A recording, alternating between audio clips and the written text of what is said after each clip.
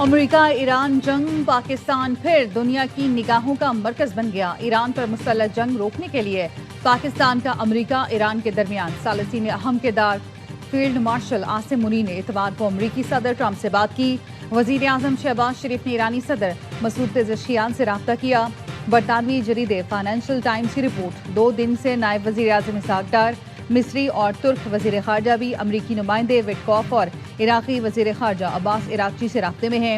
عرب news کا کہنا ہے ممکنہ طور پر ثالثی کرانے والے ملکوں کی میٹنگ اگلے ہفتے اسلام آباد میں ہوگی۔ امریکی صحافی کا کہنا ہے اسلام آباد کی میٹنگ میں ایرانی اسپیکر باقر کالیباف، دیگر ایرانی مذاکرات کار، امریکی نمائندے وٹکوف اور صدر ٹرمپ کے داماد جیرڈ کشنر شرکت کریں گے۔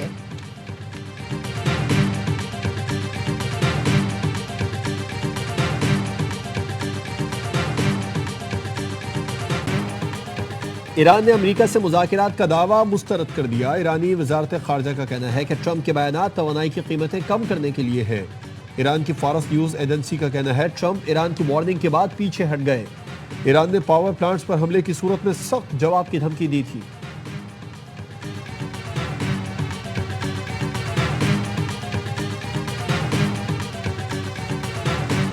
وزیر اعظم شہباز شریف کا ایرانی صدر سے رابطہ، بہادر ایرانی عوام سے یکجہتی اور قیمتی جانوں کے ضیاع پر اس افسوس کا اظہار۔ وزیر اعظم شہباز شریف نے کشیدگی میں کمی، مذاکرات، سفارتکاری اور امت مسلمہ کے درمیان اتحاد پر زور دیا۔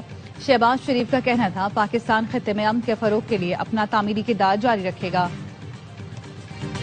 صدر ٹرمپ کے اعلان کے بعد عالمی مارکیٹ میں تیل کی قیمتوں میں زبردست کمی۔ لندن برنٹ کی قیمت میں 10% کمی سے $102 فی بیرل تک پہنچ گئی۔ امریکی WTI 9% کمی سے $89 فی بیرل پر آ گیا۔ عالمی مارکیٹ میں سونے کی قیمت میں بھی فی اونس $288 کمی ہوئی۔ پاکستان میں 1 تولہ 28,000 روپے سستا ہو گیا۔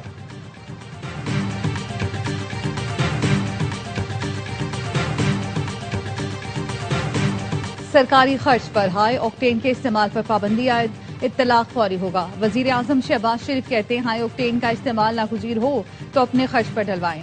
کفایت شعاری کی پالیسی پر سختی سے عمل ضروری ہے۔ فیصلے کا مقصد قومی وسائل کا ذمہ دارانہ استعمال یقینی بنانا ہے۔ غیر ضروری اخراجات میں کمی لانا وقت کی اہم ضرورت ہے۔ فیصلے کی خلاف ورزی کی صورت میں سخت کارروائی کی جائے۔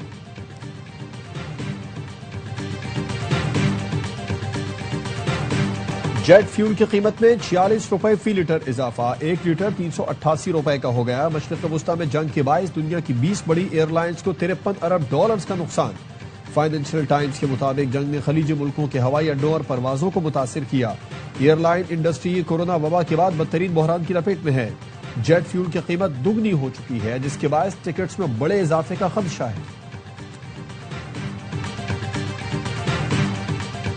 اسرائیل کے ایران میں آبادیوں پر حملے، تہران سمیت دیگر شہروں پر بمباری، تبریز پر حملے میں 6 افراد شہید، 40 سے زائد زخمی۔ بندر عباس میں ریڈیو اسٹیشن کو نشانہ بنایا گیا، 1 شہری شہید۔ اصفہان اور اہواز میں رہائشی آبادیوں کو نشانہ بنایا گیا، اسپتال کو نقصان پہنچا۔ ہلال احمر کا کہنا ہے اسرائیل اور امریکی حملوں میں اب تک 80,000 شہری یونٹس کو نشانہ بنایا جا چکا۔ سینٹ کام کا کہنا ہے قم میں ٹربائن انجن پروڈکشن پلانٹ کو نشانہ بنایا گیا۔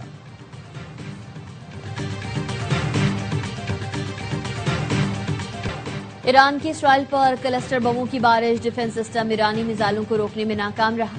اسرائیل میں بڑے پیمانے پر تباہی، میزائل اسرائیل کے جنوبی اور وسطی علاقوں میں گرے۔ تل ابیب، ایلات، بیروسبا، ڈیمونا اور عراق میں ایرانی حملوں سے تباہی، درجنوں عمارتیں ملیمیٹ۔ اسرائیل میں خوف و ہراس پھیل گیا۔ ایرانی حملوں میں اب تک 11 اسرائیلی ہلاک اور ہزاروں زخمی ہو چکے ہیں۔ اسرائیلی وزیر اعظم نے گزشتہ روز جنوبی شہر عراق کا دورہ کیا۔ خاتم النبیہ ہیڈ کوارٹر کا کہنا ہے سعودی ایئر بیس اور بحرین میں امریکی 5th فلیٹ کو نشانہ بنایا۔ پرنس سلطان ایئر بیس پر میزائل اور ڈرون حملے کیے گئے۔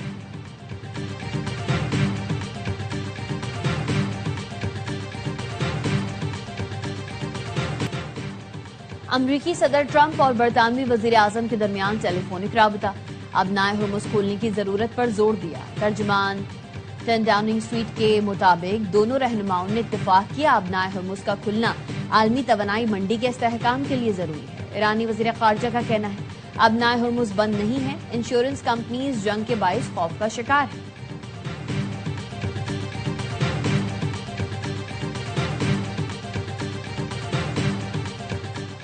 آبنائے ہرمز کی ناکہ بندی کے خلاف ہے، معاملے کو عالمی صورتحال کے تناظر میں دیکھا جانا چاہیے۔ روسی وزارت خارجہ کا کہنا ہے امید ہے امریکہ عقل مندی کا مظاہرہ کرے گا اور ایران میں نیوکلیر پاور پلانٹ کو نشانہ نہیں بنائے گا۔ چین کا کہنا ہے آبنائے ہرمز کے بحران کو ختم کرنے کے لیے مذاکرات کا راستہ اپنایا جائے، کشیدگی بڑھنے سے پورا خطہ افراتفری میں مبتلا ہو جائے گا۔